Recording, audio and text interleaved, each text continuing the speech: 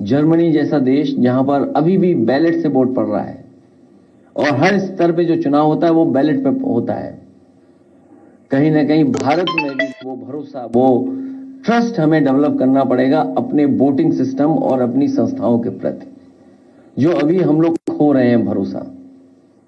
हमें उम्मीद है कि राहुल कुमार कंबोज जी के आने के बाद हम लोग लगातार संपर्क में रहेंगे।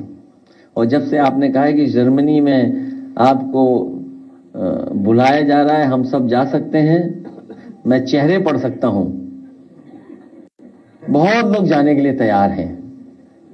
मैं तो कोई वो ऐसा रास्ता ढूंढूंगा, कोई बस से जा सके हो तो सबको ले चलें। कई देश घूमते हुए, क्योंकि काम नहीं है अभी हम लोगों पर, हम सब लोग मिलकर के चलें। लेकिन हाँ, ये बात सही है कि हम लोगों को जाना चाहिए, देखना चाहिए।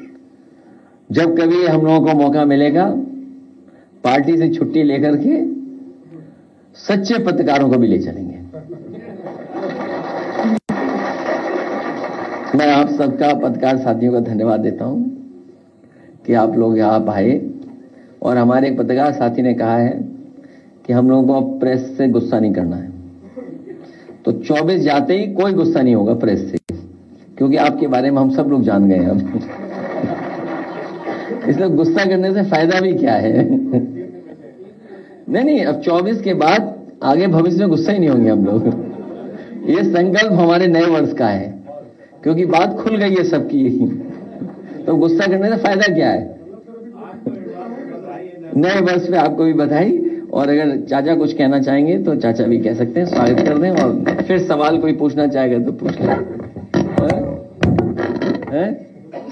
क्या चीज नहीं, आज ही संकल्प ले ले, फिर कहाँ मिलेंगे। आपको बधाई देंगे भी नए साल का। नए साल के आप सब लोगों को बधाई।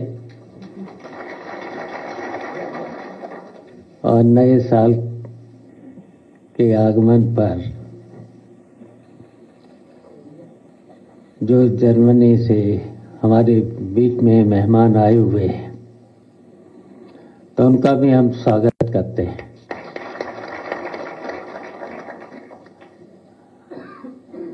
और अब राष्ट्रीय अध्यक्ष जी ने कह ही दिया है कि 24 की बातें हम सब लोग भूल गए और आगे हम लोग 25 में नई नई बातें करेंगे देश और प्रदेश के लिए।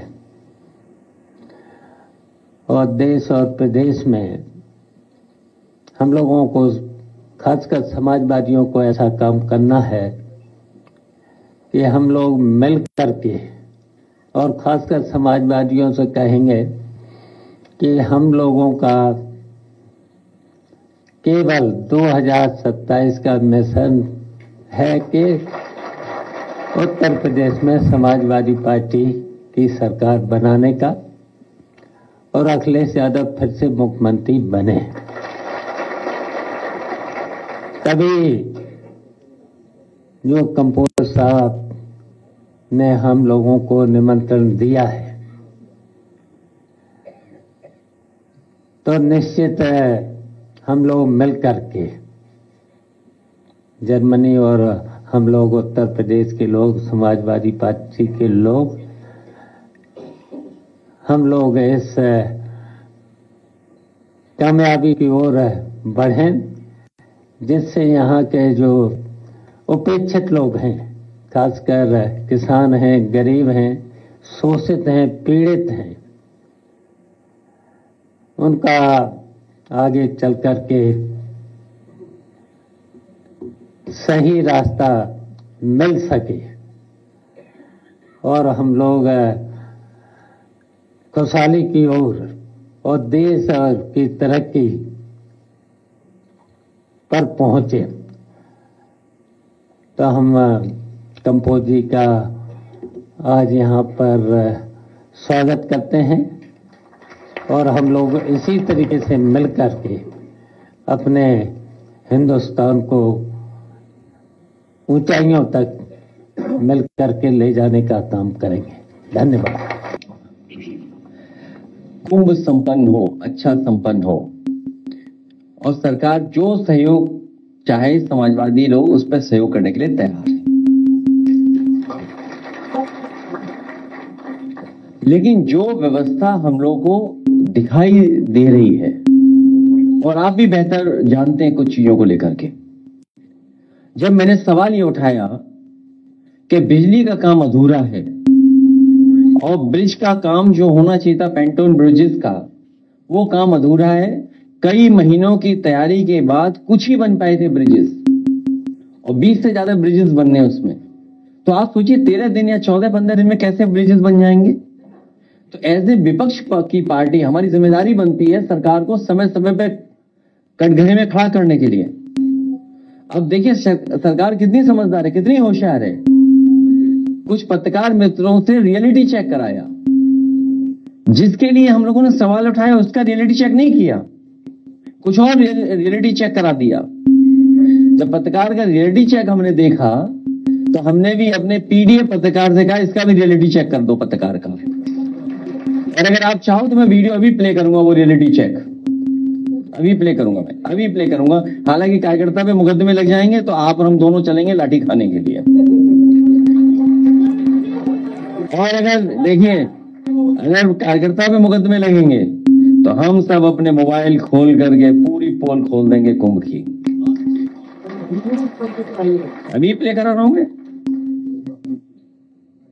तो इसलिए हम कुंभ में, मुझे याद है जब समाजवादी सरकार में कुंभ हुआ था, उस समय जब समाजवादी सरकार का कुंभ था, उस समय प्रमुख सचिव से लेकर के और जो मंत्री लोग थे, आदिल अहमद हसन साहब थे, आदि मोहम्मद आजम खान साहब थे, हम लोग थे, पूरी तैयारी अच्छी कराई थी, फंड भी कम थे।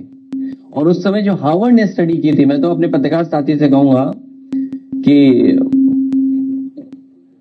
वो किताब मैं जरूर आपको दूंगा, जो किताब में स्टडी हुई थी और कितना अच्छा उस समय आयोजन के बारे में कहा गया था।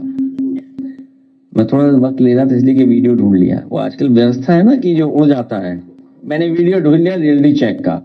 अब मैं कहूंगा आशीष जरा प्ले करना है रियलिटी चेक का। हमने अपने पत्रकार से भी रियलिटी चेक करा दिया, पत्रकार का रियलिटी चेक। इसलिए मैं उम्मीद करता हूं हमारे पत्रकार साथी हमारा सहयोग करना, क्योंकि अगर जर्मनी जाना है तो सच्चा पत्रकार बनना पड़ेगा। नहीं, सच्चा पत्रकार, परीक्षा नहीं है कोई। और ये कुंभ का सवाल तो है ही, तैयारी का सवाल। और मैं आपको बता दूं, कुंभ में निमंत्रण नहीं दिया जाता है। कुंभ में अपने आप लोग आते हैं, आस्था से आते हैं। हालांकि मैं किसी के बारे में कुछ कहना नहीं चाहता हूं। जो हम लोगों ने अपने धर्म के बारे में सीखा, समझा और पढ़ा है, वो यही है कि ऐसे आयोजनों में लोग स्वयं आते हैं। जो वहां करोड़ों लोग आएंगे, क्या उनको निमंत्रण दिया जाता है? वो अपने आप आते हैं। तो इस समझ लो ये सरकार अलग तरह की है, अब आप हमसे बेहतर जानते हो। अब ये पर्ची है, मान लीजिए किसान की, गन्ने का रेट क्या है जो सरकार ने तय किया है। भाई पेराई सीजन शुरू हो गया है, क्या गन्ने की कीमत बढ़ा दी सरकार ने? क्या गन्ने का भुगतान हो रहा है? रेट क्या तय किया सरकार ने इस पेराई सीजन का? जो ये सीजन चल रहा है, सरकार क्या रेट दे रही है गन्ने का किसानों का, ये बताए। क्या रेट वो घोषित होगा जिससे उनकी आय दोगुनी हो जाएगी? और महंगाई के हिसाब से क्या आय दोगुनी हो रही है उनकी? और फिर अर्थव्यवस्था कहां पहुंचा दी? 5वें नंबर पे, 3वें नंबर पे।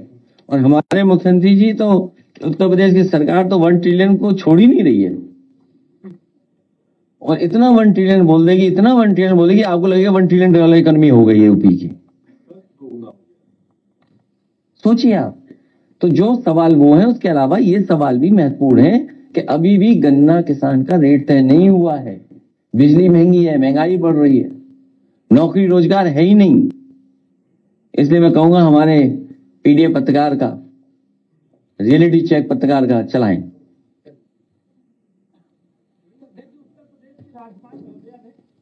ये देख लो पहले, तुम्हारा भी रियलिटी चेक कराएं। करने से पहले करवाएं।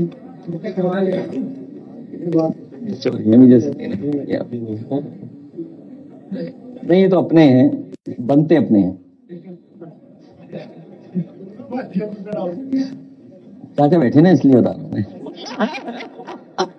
वो भी समझ गया। क्यों सुरेश बाबू?